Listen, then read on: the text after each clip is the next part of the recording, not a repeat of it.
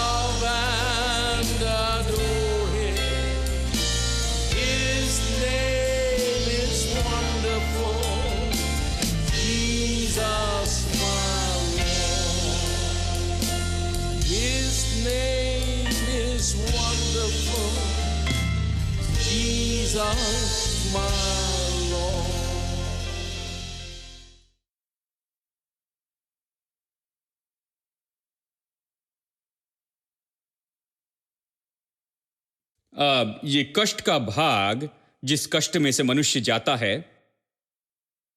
इस जीवन में, इसका संबंध तो उस ज्ञान से है जो कि मनुष्य पतन के बाद में पाता है। इस कष्ट का संबंध तो उस ज्ञान से है जो मनुष्य पतन के बाद में पाया है। अब देखिए उत्पत्ति अध्याय 2 में यहां से कुछ दिखाता हूं। ये कष्ट के लिए सबसे बड़ा स्रोत तो बस यही है। अध्याय 2 वचन 16 और 17। और यहोवा परमेश्वर ने आदम को यह आज्ञा दी, तू वाटिका के सब वृक्षों का फल बिना खटके खा सकता है, पर भले या बुरे के ज्ञान का जो वृक्ष है उसका फल तू कभी न खाना, क्योंकि जिस दिन तू उसका फल खाएगा उसी दिन अवश्य मर जाएगा। वो कहता है भले या बुरे के ज्ञान के पेड़ का फल जो है उसे मत खाना, बाकी सब खा सकते हो, लेकिन इस पेड़ का फल नहीं, भले और बुरे के ज्ञान का पेड़। यहां पर ज्ञान शब्द इसके अनुवाद में, इसका अनुवाद इस तरह से किया गया, ये ज्ञान जो पाया गया है ज्ञानेंद्रियों के प्रयास के द्वारा, यानी ये ज्ञानेंद्रियों का ज्ञान है। देखिए 2 तरह के ज्ञान है, एक है समझ का ज्ञान और दूसरा है प्रकाशन का ज्ञान। प्रकाशन का ज्ञान, देखिए प्रकाशन का ज्ञान है जहां परमेश्वर आप पर कुछ प्रकट करता है, सब कुछ दिखाता है, आपसे बातें करता है। देखिए मनुष्य ऐसे ही जी रहा था। मनुष्य समझ के ज्ञान से नहीं जिया, वो प्रकाशन के ज्ञान से जिया। परमेश्वर आता था, उसे बताता था क्या करना है क्या नहीं करना है, स्पष्ट निर्देश देता था। मनुष्य प्रकाशन के ज्ञान के साथ में जीता था। लेकिन जब उसने पाप किया तो क्या हुआ? वो प्रकाशन के ज्ञान से नीचे आया। प्रकाशन का ज्ञान जीने का सबसे अच्छा तरीका था। अब ज्ञानेंद्रियों के ज्ञान में आ गया। इसका मतलब वो अभी अपने 5 ज्ञानेंद्रियों के अनुसार जीता है। जो कुछ उसने देखा, जो उसने सुना, जो कुछ उसने स्वाद लिया है और जो सुना है, इसने उसके ज्ञान को निश्चित किया। यह उसके ज्ञान का स्रोत रहा है। समझ का ज्ञान अभी उसके ज्ञान का एकमात्र स्रोत हो गया। अब इसका क्या मतलब है? इसका मतलब है अब सब कुछ इसी के ऊपर में आधारित था कि कोशिश करके देखें, गलतियां करते जाएं। विज्ञान इसी पर तो आधारित है। विज्ञान बहुत अच्छा है, लेकिन हम पतन के संसार में जीते हैं। यानी विज्ञान तो आधारित है कोशिश करके गलती करने में। अगर कोई आविष्कार करता है, हजारों बार उन्होंने कोशिश की, इस तरीके से उस तरीके से, संभवतः हजार तरीके से, अंत में उन्होंने कुछ आविष्कार किया। बहुत सी कोशिश और असफलता के बाद उन्होंने यहां किसी चीज का आविष्कार किया, किसी सच्चाई का या कोई खोज की है। ठीक है, विज्ञान में कोशिश करके असफल होना सामान्य बात है, लेकिन परमेश्वर में कोई कोशिश करके गलती करना नहीं। परमेश्वर सटीक ज्ञान के साथ व्यवहार करता है। स्वर्ग में कोई ऐसे कोशिश करके असफल होना नहीं। वो सटीक ज्ञान से व्यवहार करता है। जब वो अपना ज्ञान हमें देता है, ये कोशिश करके गलती करना नहीं, ये तो पूरी तरह से सटीक ज्ञान है। हेलो। जब परमेश्वर ने मनुष्य से कहा कि फलवंत हो, बहुगुणित हो, पृथ्वी को भर दो,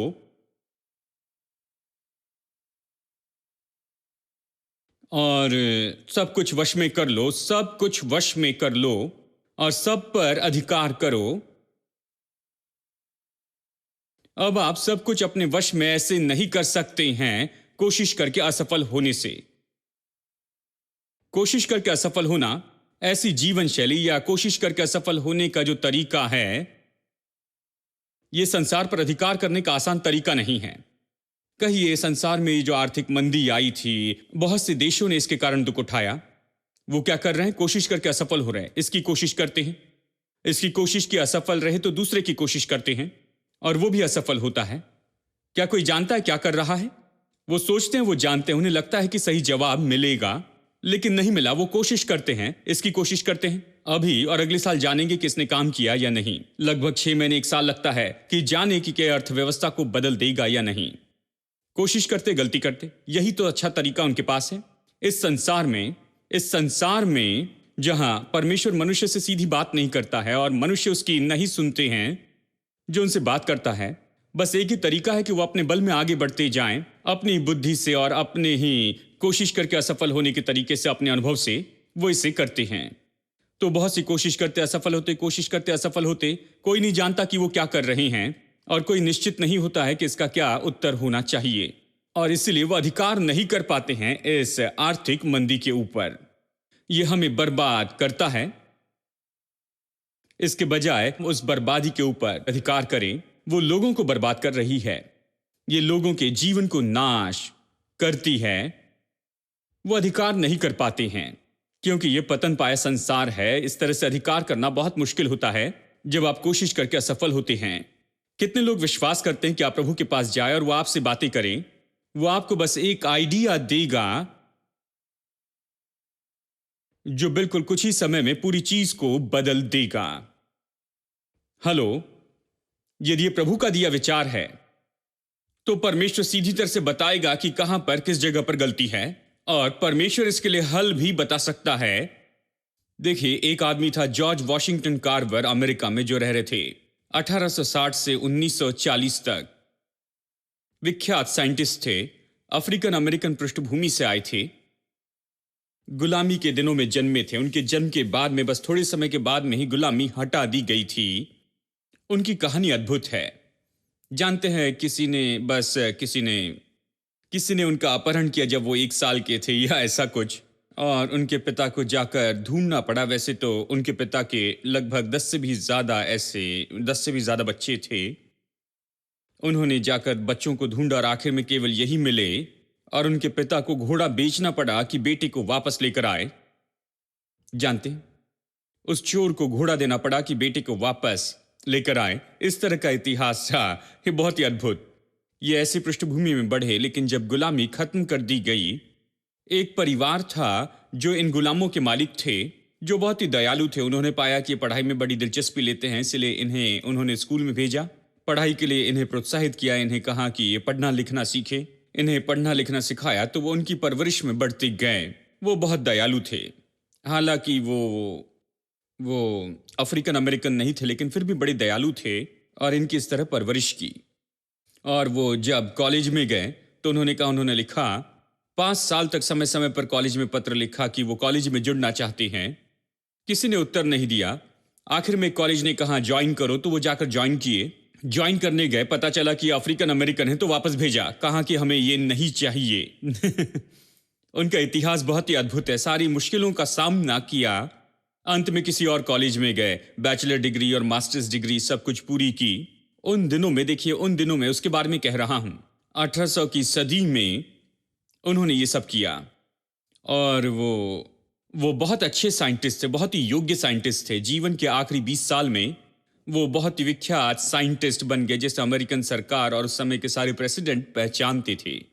जॉर्ज वॉशिंगटन कार्वर, हर राज्य में जाइए, वहां पर उनके नाम पर 10 स्कूल तो आप देखेंगे ही, इतने विख्यात थे। जानते हैं, वो दावा करते हैं कि उनकी ज्यादा से ज्यादा खोज जो है उसमें परमेश्वर ने उनकी मदद की है। वैज्ञानिक कहते हैं कि मैंने कोशिश करके असफलता के तरीके का उपयोग किया और मैंने अनुभव किया और उसके बाद में ये उत्तर पाया। वैज्ञानिक यही कहते हैं, वो परमेश्वर के बारे में नहीं कहते, वो अपने एक्सपेरिमेंट के बारे में बताते हैं कि कैसे ये पाया, लेकिन ये कहते हैं प्रभु ने मदद की। वो कॉलेज में बाइबल स्टडी किया करते थे, वो बहुत ही आत्मिक व्यक्ति थे।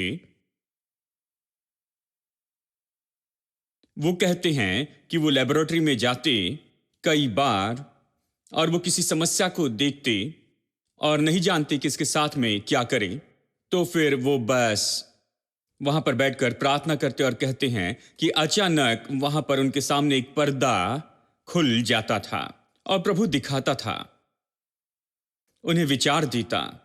और फिर अंत में क्या हुआ, उन्होंने एक मूंगफली को खोला, एक मूंगफली, उन्होंने मूंगफली ली और एक खोज की कि इस मूंगफली से 300 प्रोडक्ट बना सकते हैं। फेशियल क्रीम से लेकर बच्चों के लिखने के लिए क्रेयॉन्स भी, 300 प्रोडक्ट, बहुत से प्रोडक्ट आज भी बनाई जा रही हैं क्योंकि उन्होंने खोजा है। अभी भी उन्हें रॉयल्टी मिलती है। देखिए, एक मूंगफली से 300 प्रोडक्ट्स। हेलो। मैं विश्वास करता हूं प्रभु ने उनकी मदद की। कई बार उन्हें सही साधन नहीं दिए जाते थे और कई बार उनके पास में सही साधन नहीं होते थे। ये सब, बहुत से लोग उनके विरुद्ध में थे, उनसे जलन रखते थे और उस समय इन्हें कॉलेज में 2 कमरे दिए जाते थे, जबकि बाकी सारे प्रोफेसर्स को रूम शेयर करना पड़ता था। इन्हें ज्यादा तनख्वाह देकर 2 कमरे दिए गए और सभी इनका इनकार करते थे, इनसे नफरत करते थे कि इस व्यक्ति को इतना ज्यादा महत्व दिया जा रहा है। ऐसा लगता था कि हेनरी फोर्ड इन्हें नौकरी देना चाहते थे, मिशिगन ले जाना चाहते थे, टस्की अलाबामा से, जहां पर ये रहते थे, और उस समय 6 आंकड़े की तनख्वाह देनी चाहिए और इसने एक बार से भी ज्यादा उसका इनकार किया क्योंकि डियरबर्न मिशिगन उनका काम नहीं था और वो टस्की अलाबामा में ही रहना चाहते थे। 40 साल से भी ज्यादा समय मुश्किलों का सामना करते हुए सिखाया और सच में ऐसे नाम और शोहरत पाई जो दूसरे किसी ने नहीं पाई थी। मुख्य बात है कि उन्होंने कहा प्रभु ने मदद की। ऐसा पढ़ा लिखा व्यक्ति, इतना विद्वान व्यक्ति, ये ऐसे कहे, मैं वैज्ञानिक हूं, प्रभु ने मेरी मदद की कि ये सारी आविष्कार करूं, ये अद्भुत है। वो बिना शर्म से कह रहे थे कि परमेश्वर ने मेरी मदद की है। और मैं आज आपसे कहता हूं मेरे दोस्तों, यही तो परमेश्वर चाहता था कि सारी बातें बिल्कुल इसी तरह से हो। परमेश्वर हर मनुष्य की मदद करना चाहता है, वो आपसे बातें करना चाहता है। परमेश्वर आपको कर्जे से बाहर निकलने का मार्ग दिखाना चाहता है। प्रभु मार्ग दिखाना चाहता है कि व्यापार में कैसे सफल हो जाए। परमेश्वर आपको मार्ग दिखाना चाहता है कि आप परिवार की समस्या को हल कर सके। परमेश्वर मार्ग दिखाना चाहता है कि कैसे जीवन में विजयी हो जाए। शायद आप बार बार असफल रहे हैं, प्रभु मार्ग दिखाना चाहता है, पर हम उसके पास जाना नहीं चाहते। हम सोचते प्रभु और व्यापार एक साथ नहीं चलता। जैसे किसी ने मेरी ओर देखकर कहा, ये पास्टर, इन्हें छोड़ दो, इन्हें व्यापार नहीं आता। जानते हैं, और मैं हर समय बिजनेस के बारे में कहता हूं। वो सोचते हैं पास्टर को बिजनेस पता नहीं, वो इतने आत्मिक है, स्वर्गीय हैं, हमेशा स्वर्ग में उड़ते रहते हैं। खैर, मैं तो नहीं। मैं परमेश्वर के व्यापार के सिद्धांतों में दिलचस्पी लेता हूं। अगर आप बस परमेश्वर की सुने, वो आपको उठाकर लाएगा, नीचे वाले गड्ढे से उठाकर ऊंचाई पर बैठाएगा, जीवन में सबसे ऊंचाई पर। वो आपके संग होगा। परमेश्वर आपको कुछ बनाएगा। देखिए,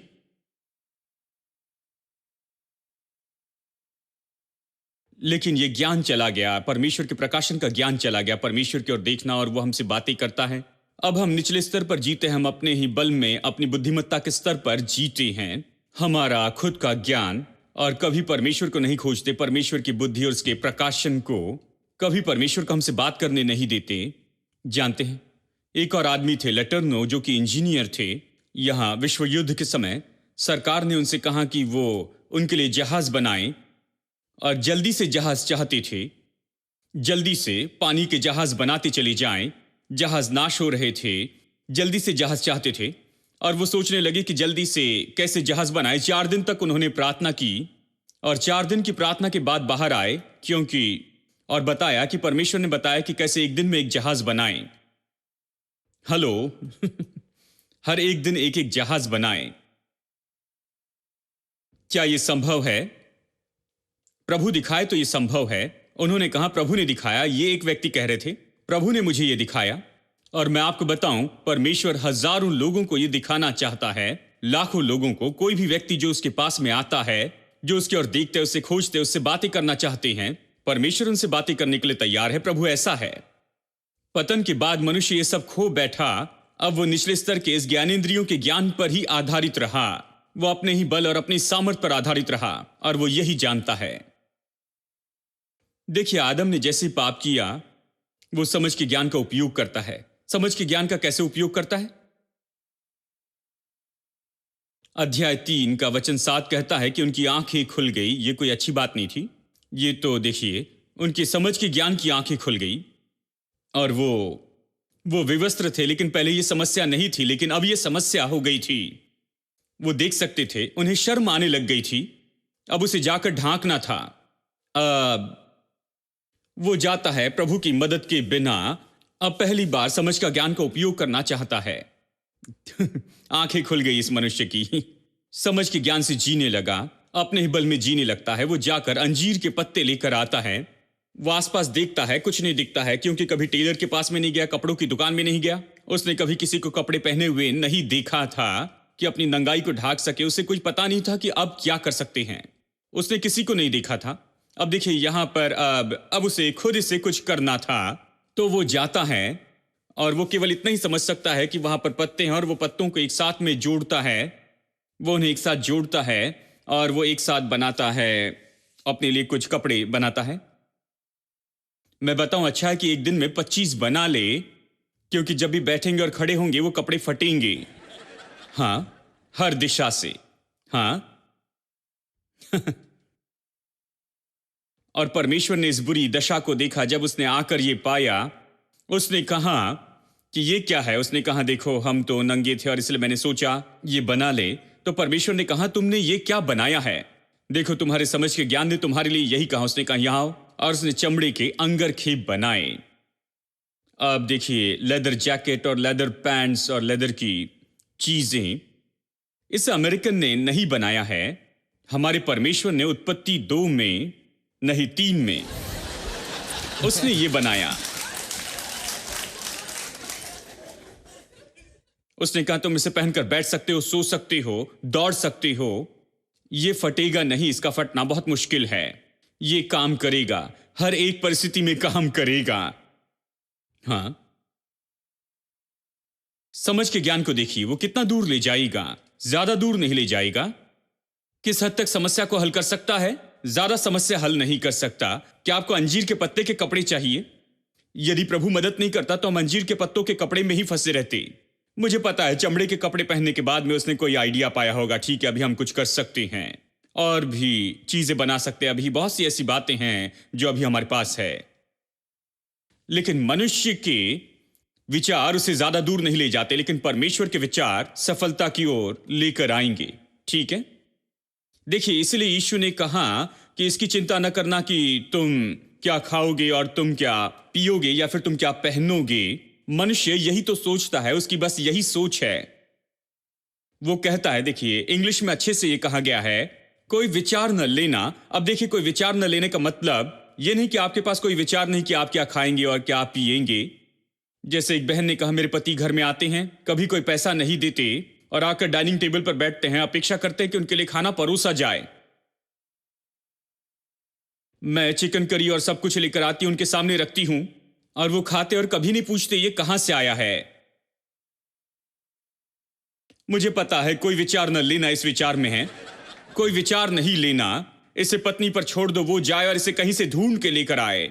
कोई विचार नहीं करना। वो इस तरह के विचार नहीं करने पर नहीं कहता है, वो कहता है कोई चिंता के विचार नहीं लेना। देखिए यहां पर यीशु यही तो कहता है, तुम चिंता के विचार नहीं लेना, क्योंकि चिंता के विचार चिंता है और चिंता से डर आता है और डर विश्वास के विरुद्ध में काम करता है। डर अच्छा नहीं है। देखिए कहता है अन्य जाति इसी की खोज में रहते हैं, लेकिन तुम्हारा स्वर्गीय पिता जानता है कि तुम्हें इसकी जरूरत है। इसकी चिंता मत करो। तुम्हारा स्वर्गीय पिता है। जो परमेश्वर को नहीं जानते उनके पास कोई नहीं, लेकिन तुम्हारा स्वर्गीय पिता है। तो पहले परमेश्वर के राज्य और उसकी धार्मिकता को खोजो। बहुत से लोग नहीं जानते परमेश्वर का राज्य। जब भी प्रभु का राज्य कहे तो स्वर्ग के बारे में सोचते हैं। देखिए लूका 6:20 में हमें बताया गया, धन्य है वे जो गरीब हैं, क्योंकि परमेश्वर का राज्य ऐसो ही का है।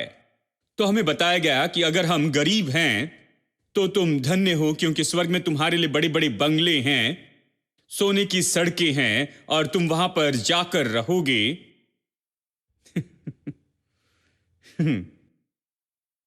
मैं ये कह रहा हूं कि मुझे अभी के इस संसार में ये सब चाहिए, वहां मरने के बाद में उस जगह पर नहीं। अब सब कुछ बुरा है, अभी मुझे इसकी जरूरत है, मुझे अभी चाहिए। देखिए मरने के बाद में नहीं। वो कहते हैं खैर भाई ये कहां गया है, धन्य है जो गरीब हैं। वो गरीब है क्योंकि वो धन्य हैं। और वो क्यों धन्य हैं? क्योंकि स्वर्ग में उनके लिए बड़े बंगले हैं, घर हैं, ये और वो हैं। मैंने कहा वो ये नहीं कह रहा है, वो कह रहा है कि अगर तुम गरीब हो तो खुद को धन्य समझो, क्योंकि अभी नया सिस्टम लाया जा रहा है। परमेश्वर का राज्य भीतर आ गया है। परमेश्वर के राज्य के सिद्धांत आपके लिए काम करेंगे। ये आपको गरीबी से संपन्नता में लेकर जाएंगे। ये आपकी गरीबी से आपको छुटकारा देंगे। तो अगर आप गरीब हैं तो खुद को धन्य समझे, क्योंकि परमेश्वर का राज्य और उसके सिद्धांत आपके हैं। आप उसमें काम कर सकते हैं जैसे कोई दूसरे उसमें काम करते हैं। यह आपके लिए काम करेगा, किसी भी समय, किसी भी दिन और किसी भी जगह पर यह काम करेगा। हां, कल्पना कीजिए गरीबों से कहते हैं चिंता ना करो, तुम गरीब हो, तुम धन्य हो, स्वर्ग में मिलेगा। मतलब उन दिनों में लोगों ने इसके बारे में नहीं सोचा। उन्होंने पास्टर को धन्यवाद कहा, पास्टर प्रेज द लॉर्ड, कम से कम स्वर्ग में सब कुछ मिलेगा।